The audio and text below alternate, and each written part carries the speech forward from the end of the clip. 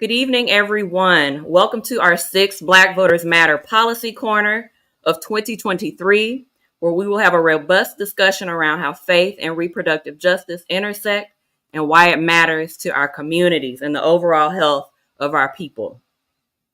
Earlier this year, we had a ballot initiative in Ohio that was a hot topic on the news. Extremists were trying to attack our rights to direct democracy through the ballot initiative by changing a simple majority to a supermajority in the state of Ohio. That battle was successfully won. We successfully protected Ohioans' right to direct democracy on their ballot initiative. And so now we are preparing for another round of direct democracy in November. We are talking about tonight the right to Black women's right to choose, also equity in healthcare access, as well as abortion access.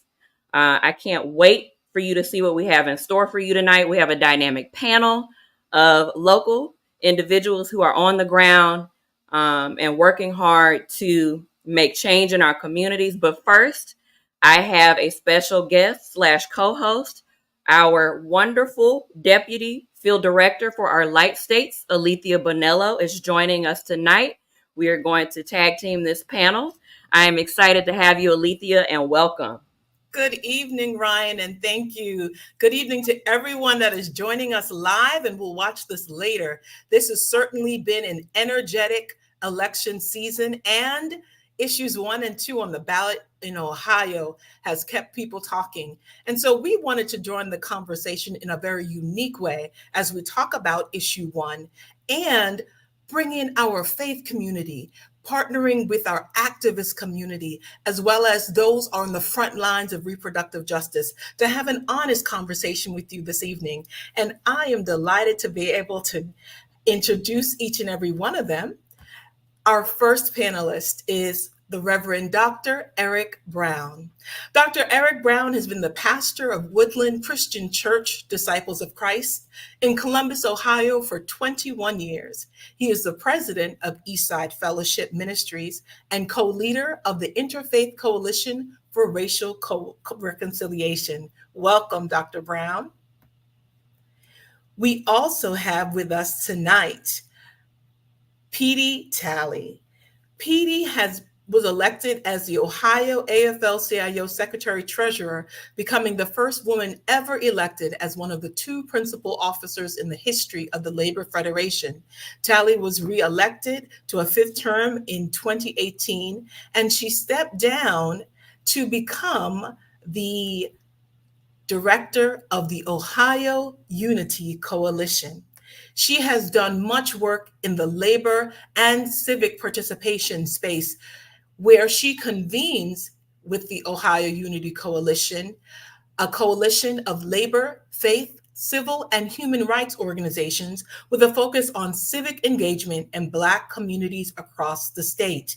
And she is the president and convener of the Ohio Coalition on Black Civic Participation. Let us welcome Petey Talley. And our next guest is Beulah Osweke. Beulah is the interim executive director of New Voices for Reproductive Justice, an organization dedicated to supporting and building power for and alongside Black women, queer folks, and marginalized people in Pennsylvania and Ohio. Her background is extensive in community organizing, international network building, narrative strategy, and organizational development, with a particular focus on utilizing a person-centered approach to maximize the genius of marginalized people. We are excited to have Beulah with us this evening. Welcome to each and every one of you. Thank you. This is going to be a great discussion, so let's jump right on in. The first question we'll ask that Dr. Brown start us off, and we ask it to all of our panelists. Why should faith leaders care about or be invested in this fight for issue 1, this ballot initiative? Thank you, Alethea, and I apologize that I can't be seen. Maybe that's for the best. I won't break anybody's computer screens. with my ugly face. Anyway, um, first of all, faith leaders need to be interested and invested in this, because if issue one does not pass, women of childbearing age will become property of the state.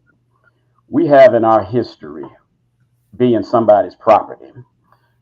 We know what that's like. We have been informed about what slavery in the South was like, and how none of the slaves had control or choice over their own bodies. Particularly, slave women didn't have choice over their own bodies. The slave master decided who they could sleep with. Slave master decided what shade the babies ought to be. If the master had a slave for his mistress, she better only have light-skinned babies, or there was going to be trouble. So if issue one doesn't pass, we women of childbearing age will be in a situation akin to slavery. No power or choice over their own bodies. The other reason is life includes having to make difficult decisions. And faith leaders ought to always be promoting the fact that God gives grace, understanding, and mercy to people while having to make difficult decisions. Reproductive health sometimes causes a woman and her significant other to have to make difficult decisions, and they make the best decision that they can, and you have to trust that God is understanding and full of grace and mercy when those decisions are made. Wow, thank you. That was powerful, Dr. Brown. Beulah, Petey, would you like to add to that perspective? I just want to say thank you so much for that, Pastor Brown. You hit the nail right on the head. We have lived under state-sanctioned violence when it comes to issues about our body, and this issue will set us back decades, literally decades, to a place that we really fought very hard for. Our ancestors fought hard to get us to a place where we did have agency over our own bodies. And our hope is that faith leaders in Ohio will help, at least at a minimum, at least free women to be able to go to the ballot and vote on this very personal issue after they have discerned with their faith, by using their faith, that what is best for them and their families. Shouldn't be government interference, but it also should not necessarily be religious interference over those decisions as well. So I thank you for your perspective about where faith leaders should land on this question. It's been very challenging to actually get there. Great. Beulah, yes. Yeah, and so I would like to add, I tend to differentiate faith versus religion, which I believe can often be conflated. Faith is a strong belief or confidence in something. And this is not to minimize religion, which is a manifestation of faith, but faith is simply the belief in something. And so I believe that faith leaders in particular should be invested in this fight, because it's my understanding that we collectively believe in our freedom. That's faith really started resonating with me when I got introduced to a righteous God of anger that got upset that people were being oppressed and treated as least of these, especially being made in God's image. And so we should care about liberating our people from oppression, injustice, dehumanization, and that is what is at stake in November. And thank you to Pastor Brown and Petey for talking about our history of enslavement and dehumanization, and we are also currently living and navigating state-sanctioned violence.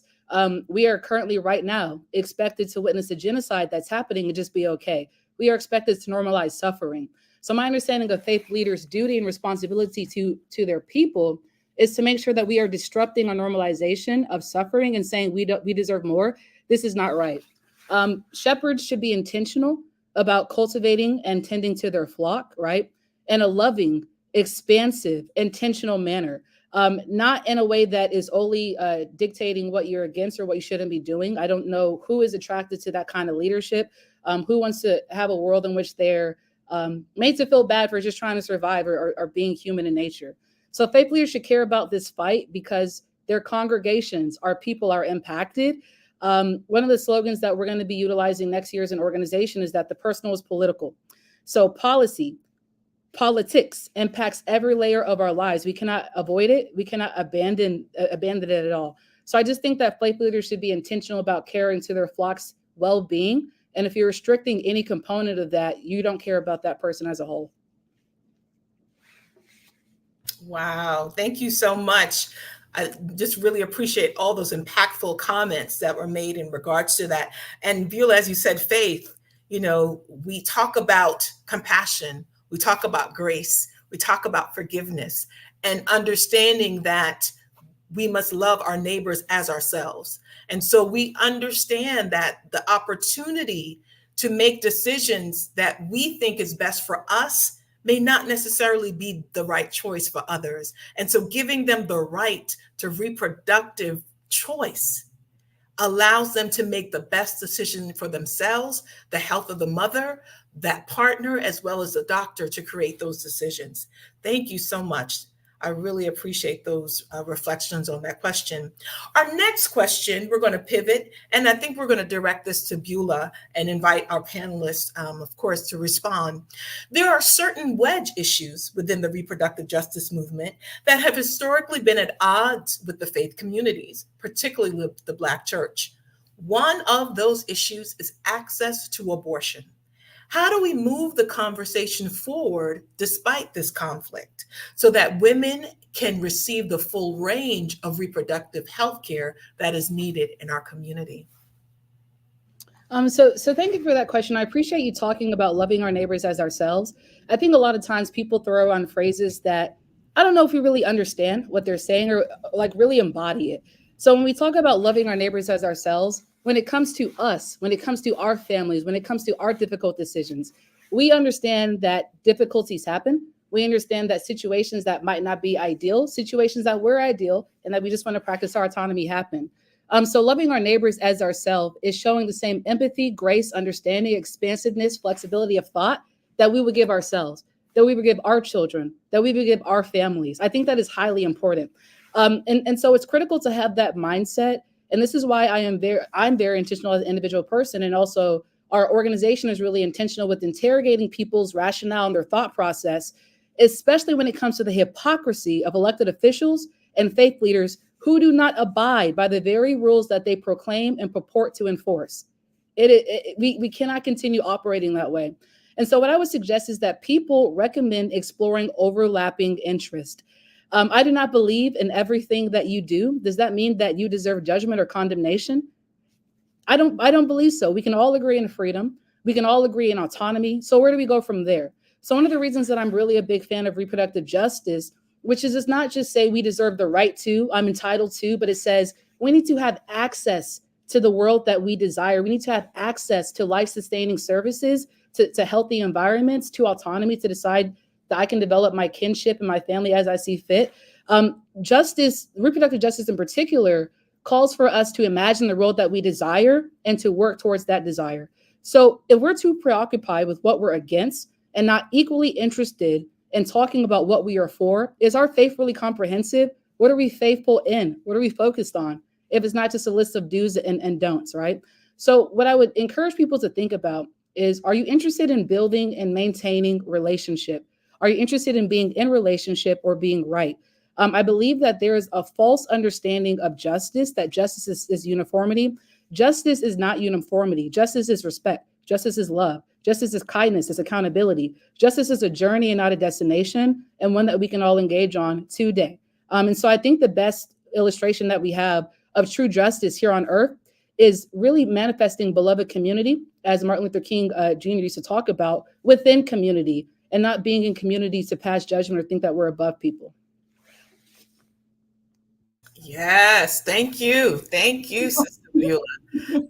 Dr. Brown, would you like to share from the religious perspective on that question? How do we work together with, or how has it seemed sometimes with the faith community and the reproductive justice community? First of all, let me say that if men could get pregnant, we wouldn't even be talking about this. I agree with Beulah. She did a very good job of talking about I'm going to put it in my words, putting yourself in somebody else's shoes. We don't do that enough. And coming from a church perspective, we don't. We pick our favorite scriptures, and we don't want to tackle the scriptures that are tough and that challenge us. So we don't like to read books like the Book of Job, the Book of Ecclesiastes, or the Gospels, where folks have to make, here we go, difficult decisions. And the compassion that God shows when folks have to make difficult decisions. And so what we need, the church spends more time judging and condemning folk than uplifting folk and being understanding, and understanding that God gives us freedom of choice. And even if you think abortion is a sin, let's be clear that God gives people the freedom to sin.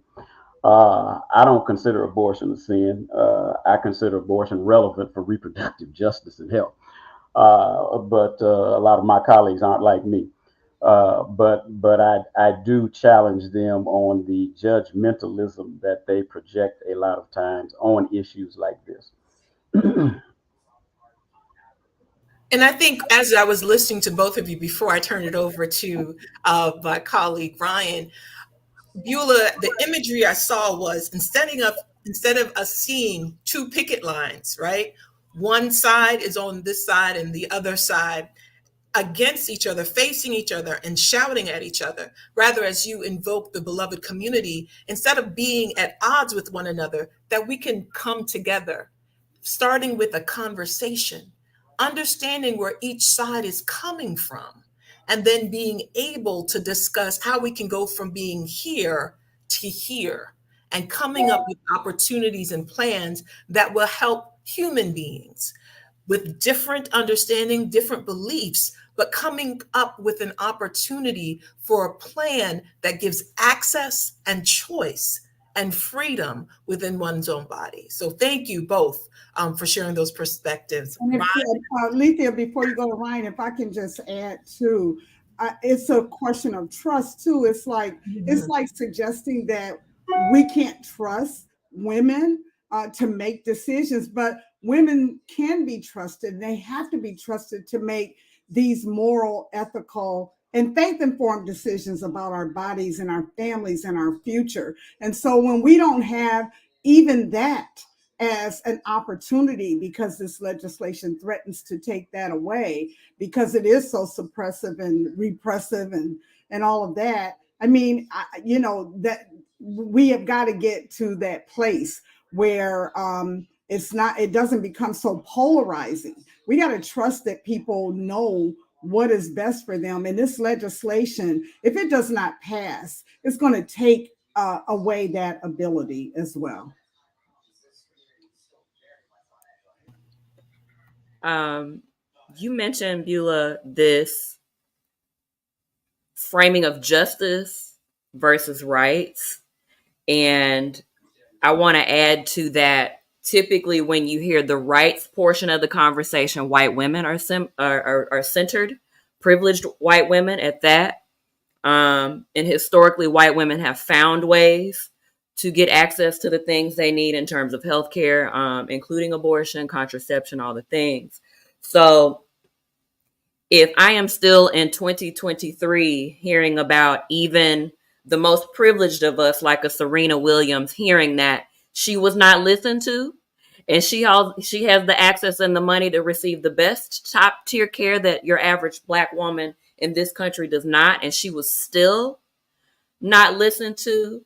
Not only does that give me pause, it begs the question of these larger systems of oppression around whether or not we're listened to. There's a lack of mistrust in our communities. There are these ideas around whether or not Black people tolerate pain or not, that are still prevalent in the medical community. We have pregnant Black women who can't even get access to care that's close to them, having to drive 1,000,000 miles to the next largest city to seek care because rural hospitals are being closed. So could you give me a sense of and talk to me about how this is manifesting in the Black community in Ohio specifically? Yes. I I appreciate the differentiation between reproductive rights, right, and reproductive justice. Reproductive rights focuses on the legality. Reproductive health focuses on the actual healthcare provisions, and reproductive justice focuses on access. Once things are legal, once things are high quality, who's getting access? And to your point, it's always the same, right? It's and so like white women love to cling to their marginalization of gender while also clinging to their proximity to white men to further oppress other marginalized groups, namely Black women and Black queer people in particular. So the way that this manifests for Black Ohioans in particular, New Voices did a mutual aid effort in response to Roe falling, and we gave nearly $60,000 to Black women and families and people across our 3 cities. Of our 3 cities, there were the most requests from Cleveland. We gave the most money to people in Cleveland in particular. And so over 100,000 people in Cleveland are living in poverty.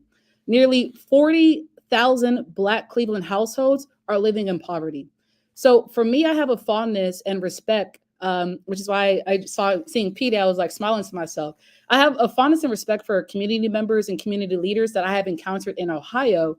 And I've been asking myself, like, why am I so like passionate about this state in particular and the social, political, and cultural landscapes that they're navigating? And it's because I think that Black people in Ohio have a particular counter narrative to the Midwest nice. And I didn't even know this until I talked to a journalist, but the Midwest nice suggests that it's not nice, it's not polite to talk about politics, to talk about that. I think that Black Ohioans represent a counter narrative to that because it is okay to advocate for your needs. If your children are hungry and you're working multiple jobs and you're doing everything that society says you have to do in order to like have access to what you need and you still can't, you don't need to suffer in silence, right? It's okay to say my needs are not being tended to. So I think in particular, there is such an opportunity for us to utilize this moment to ask, what else do we need? Because that's one of the things that Black people, I've also encountered when talking to Black people. There's this notion that Black people are like more socially conservative than other racial groups. That is like not, I don't know where that comes from. I think that Black people have a myriad of needs that this nation in particular strategically divests from. It's almost like gaslighting us. Like, what do you mean? What are you talking about? So that's in particular how I think that this issue impacts Black Ohioans. It is not improper. It is not inappropriate to navigate and confront the notion that advocating for your needs is not polite. So that's what I would say. Petey, Dr. Brown, would you like to chime in? You're on mute, Petey. God, I'm sorry. Go ahead, Pastor Brown. Did you want to go first? No, go ahead. No, I think Beulah, hit it right where it's at, and I think just from a policy standpoint, when we have been trying to figure out how do we make sure that we convey and kind of stay away from the wedge that has been created around this issue, not stay away from it, but really talk about it in a frame of justice and freedom, right? Because it has been a challenge that as women, we're in Ohio, probably across the nation, our women are facing higher teen pregnancy and maternal mortality rates and bearing the brunt of this whole question about limiting access to reproductive health care. And just to be real blunt about this, probably would have went with the first question when we were talking about faith. We saw a letter being circulated around the state from some Black faith leaders who are obviously conflicted about this question and are suggesting that Black women somehow are being unconsciously led by Planned Parenthood or others who are running us through some kind of abortion mill because of the numbers, the high numbers of women Black women in Ohio that are seeking reproductive care and reproductive choice for a whole myriad of reasons. And to make that statement, but nowhere in the letter does it talk about all of these other things that women are facing, whether it's, poverty, whether it's, the education system, or all of the financial hardships that may be had, or the policies that come down and disproportionately impact us. We have found a way in Ohio. We're starting to kind of stand up and say, no, it's not okay. It's not okay for our kids to suffer in silence. It's not okay for infant mortality rates to be off the charts. And then you want to have this a whole other conversation about, whether or not we can seek the kind of reproductive care that we want. So we're pushing back, and we're standing up, and we're fighting back. And this is one of those kinds of issues that we want to make sure we're lifting our voices in. Thank you both. Those are very powerful answers, and it goes beyond your personal views on the matter. Like, you want people to have the right to do as they please with their own bodies without some sort of government body saying, "Oh, you can't do this. Do as I say, not as I do" type approach to governing communities. So I have another question. In terms of how Black men can support and advocate for the women in their lives. Oftentimes we hear about Black fathers, for example, advocating for wives that have passed away because they didn't get the care that they needed. And so I think it's important to also center how Black fathers can be involved in advocating for their spouses in this particular issue. Because many of them are having to, when they face a situation where their spouse has passed away, due to lack of care from a hospital or medical professionals, because of these deeply ingrained systems of oppression around our care and access to it. Any one of you can chime in. Go ahead. For me, I mean, what they can do with 12 days left before this issue is decided in Ohio is vote, and listen to the many of us who are telling them that they have to vote yes, so that we have the ability to make these decisions free from government interference. They can vote. They can support us by going to the polls early or going on November 7th and voting to keep government out of it. Because once government gets into it and they are able to tell us about what we can do with our bodies on this issue, they're going to come for other rights. And they would want us, Black fathers, to stand up. I mean, we stand up anyway around issues that seem to be quote unquote male issues, like, Right. The killing of Black men, right? We're standing up that way and showing up at the polls to change policy. They can't just sit this out because it's uncomfortable. They have to get in there and they have to vote, and they have to vote for the women in their lives, whether it's their mothers, their wives, their daughters, or their granddaughters that are not born, so that they have an opportunity to have a say about what is best for them. Teammates, or as the Bible would say, one flesh. Most men want to protect and advocate and help their wives or girlfriends. If issue one does not pass, those men are as powerless as the women in their lives. They have to, in order to advocate for their wives, significant others, they have to be able to advocate for the female significant others in their lives, and they can do that. I agree with Petey. They better vote. They need to vote so that their significant other has access to adequate health care and reproductive care. And I have not forgotten what Beulah said about the access, and that Black women have less access to others. So we still have battles to fight, even when issue one passes. And if I can add, I think that Pastor Brown and Petey did a great job of talking about the what, and I want to add to the why. I think that, first of all, shout out to Black men. Love you. Okay. I think that Black men have an opportunity in this moment in time, in this political climate, to expand their understanding and application of protection and defending, right? It needs to be proactive. Love is protection. Love doesn't have to be physical violence or retaliation. Comprehensive love for the least of these, for those that are thrown off to the sides, that is protection. That is validation in ways that isn't often experienced. So Black men, go talk to people, right? Normalize women, queer people, trans people, young people having full autonomy over their bodies. It's not weird. It's necessary. Go vote, have conversations, make it cool, do the man thing, the man thing. But you recognize that we live in community with each other. The reason that Black women, queer people go hard in the paint when another Black man is murdered by the police is because we are in community. We are family. Like, if you hurt, I hurt. If you bleed, I bleed. And so I personally do not believe in exclusionary liberation. I don't think it makes sense.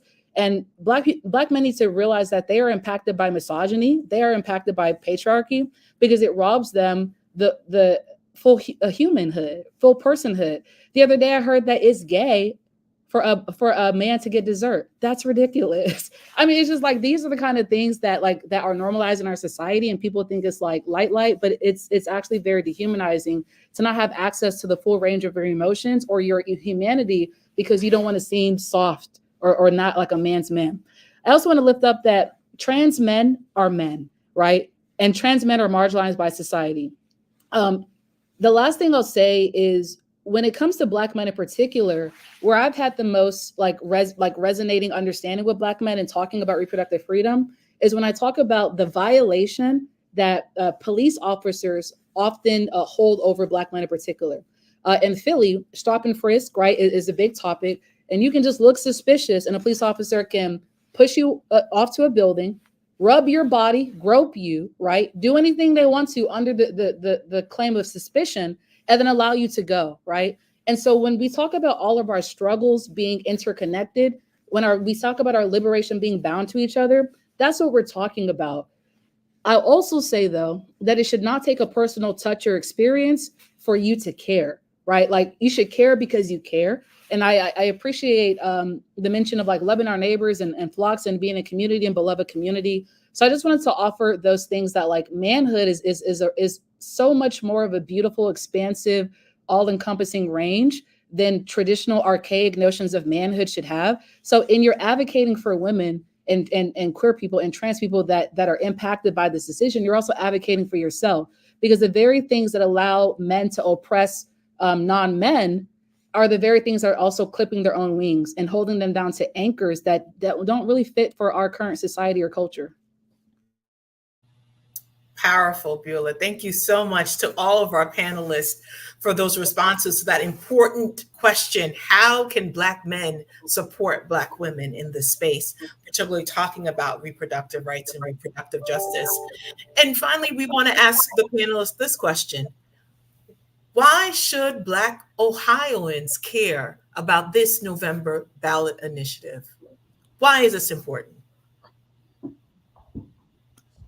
We just, if I can go, we just came through a election in August, an election that was not planned, an election that the government officials actually voted should not have taken place. They voted to not have any more special elections in Ohio because they're costly and people don't come out and vote.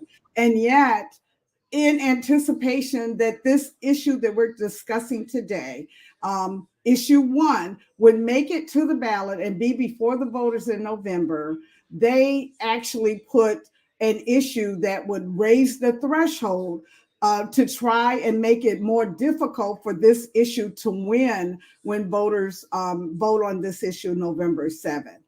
Ohioans should care because they went out and they said to the government, they said to politicians, you all, we don't want to change the way constitutional amendments pass. They should pass by 50%. And so here is the first test out of the gate on what you all said you did not want to have, what Ohioans said they did not want to have happen. They wanted a fair chance in order for us to be able to vote on issues like this issue and any future issue that voters want to see in the Constitution.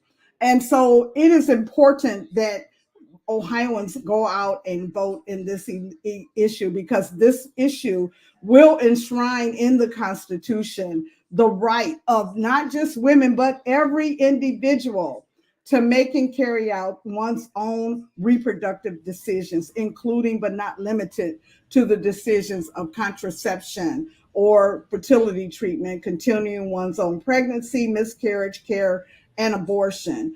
This is the first issue to test what we passed in the special election in August. It is about our rights, it's about our freedom and our power, and abortion just happens to be the vehicle that is going to test the measure of how much we value our rights, our freedom, and our power by going out and voting in this election. So I would say that that's why Ohioans should care about this issue and do the right thing and vote yes, because it's a continuation of what you voted no on back in August. Petey, we have a graphic up. Could you share with us a little bit the difference between a yes vote versus a no vote for issue one? Sure. A yes vote does just what I said. It'll enshrine in the Constitution the rights of individuals to make and carry out their own reproductive decisions, and it will prohibit the state, and the state includes government entity or a political subdivision, from directly or indirectly burdening, penalizing, prohibiting, interfering with, or discriminating against any individual's voluntary exercise of that right, or a person or entity that assists in an individual exercising the right. Consequently, a no vote will allow those to be made from a political standpoint by it'll allow those politicians to make the decision regarding those reproductive decisions that have to be made.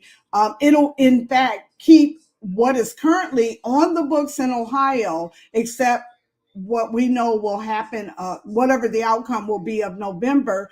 We currently are living already under a 6-week abortion ban that is in place with no exceptions, even in the case of rape, incest, or threat of death to the mother, and may place additional restrictions on reproductive care. So it's a real contrast here as to what can happen. The yes vote will give us the protections we need, and a no vote will not only allow those decisions to be made by the government, but it will actually penalize and make no exception for things that are really beyond the control of someone who has to make that decision. So it's a real, very clear contrast. And regardless of what Ohioans are hearing in terms of the ads that are running in the campaign, what if you go to what is on the screen, this is exactly what the yes vote will do. It has nothing to do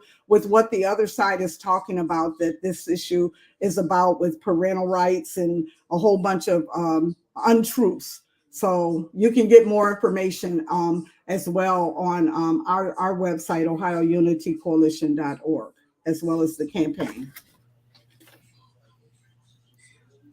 Thanks. Would any of the other panelists like to chime in? Yep. Go ahead, Dr. Brown. If you love women enough to want them to be free, to want them to have the right to choose, to love them enough to desire that they consult with their doctor and significant other and make difficult decisions that need to be made for her health and life, and with the understanding that God is on her side, regardless of the decision that she ultimately makes, then you will vote yes for issue one. If you don't want women to become property of the state, you will vote yes on issue one. Thank you so much. Oh, by the way, yes, want to back up. Something that Beulah said about the other question. I'm going to just one sentence. It is crucial that people be willing to have conversations with people who are different from them. yes. That's crucial in all of these, the abortion issue, death penalty issue, transgender, gay issues. It's important to be willing to have conversations with people who are different from me. Excellent, excellent. So important.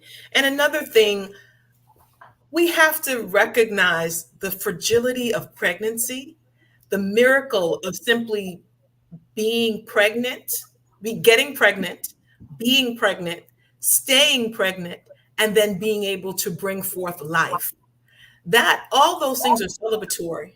And as much as we want this to be a black and white issue, it really isn't. There's a lot of grays and there's a lot of different colors that women experience as they are trying to be able to bring life into this world. And so I borrow the words from our brother Roland Martin, where he says that his definition of pro-life is not just the time of conception and birth, but it's from the womb to the tomb.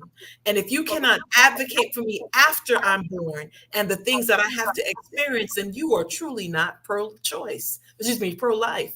And so there are a lot of words, as Petey mentioned, there are a lot of people that are using fear to drive people to do certain things. They're using these catchphrases that they know that will resonate with people, but they're misleading those people. And so we don't want to just talk about feelings, but facts. We want people to understand the truth, because we know when we speak truth to power, it will set people free to make their own choice and to use the power and the rights that they have therein. And so this conversation will continue on. And I think I'm going to jump in from moderator to panelist now and turn it back over to my dynamic co-host, Ryan. Thank you, Alethea. So it would not be a BVM policy corner if we did not have some sort of call to action. So I want to remind everyone watching and listening that there is an election coming up in November. Early voting is happening now. We've got a bus tour coming to an Ohio city near you, November 2nd through the 4th. And I want to, if we could share that fact sheet one more time for folks to see, so that you all can at least take a look at what a yes vote versus a no vote will do in the next few weeks as we get closer to Election Day.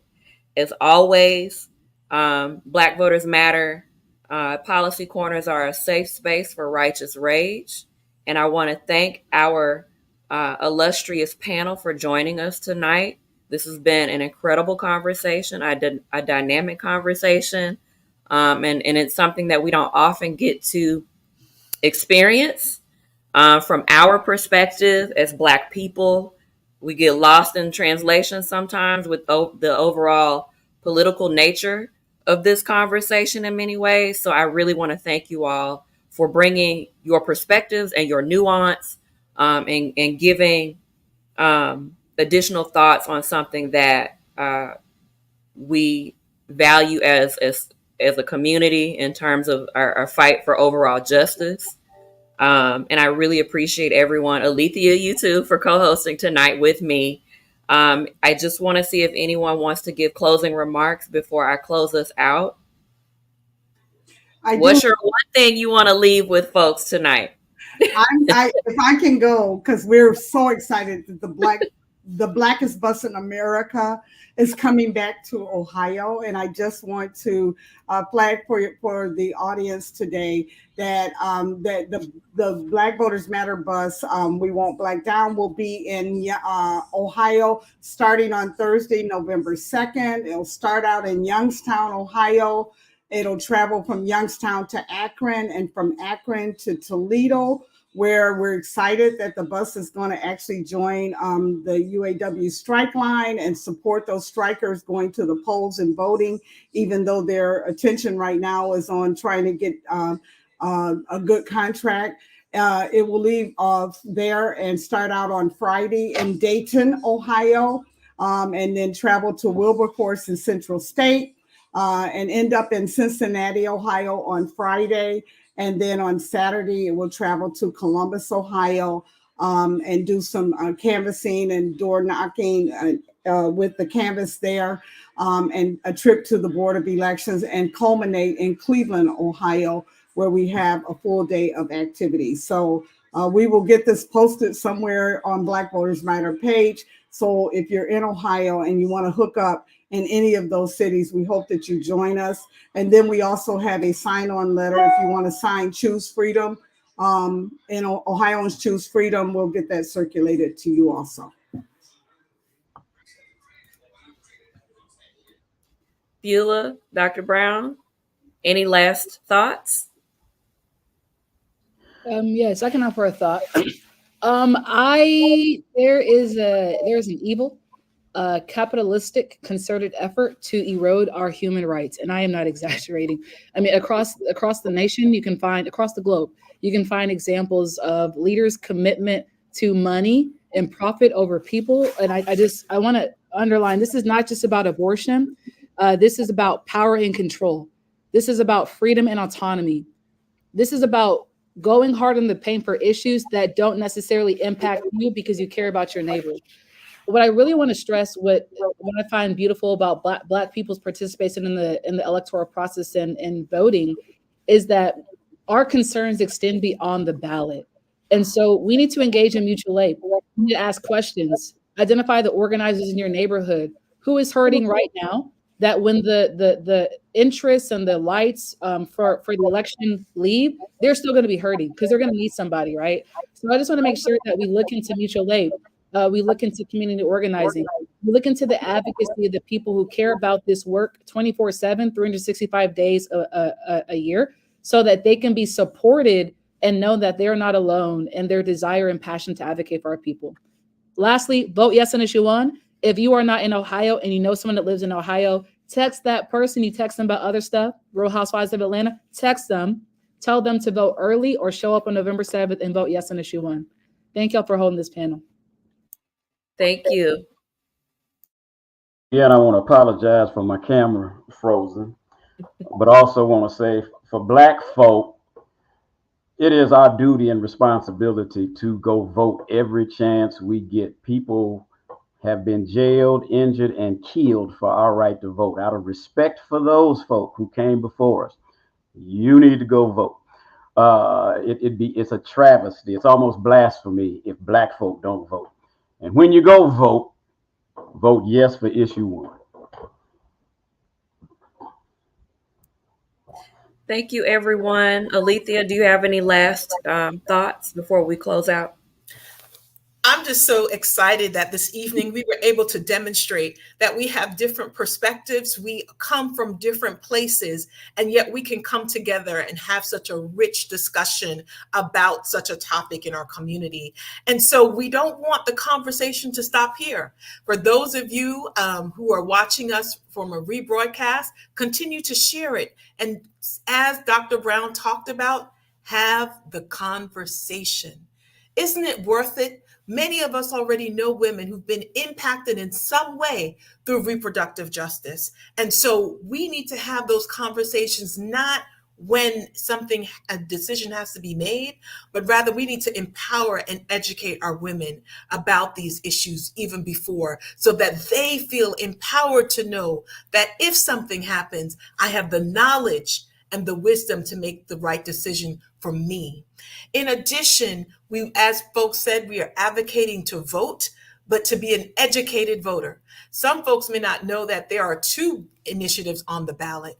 We are really talking about issue 1, but there is issue 2, legalization of cannabis. That is something that is talked about in our community as well. So we want to make sure that you continue to be lifted up, connect with the organizations that we have shared with you tonight.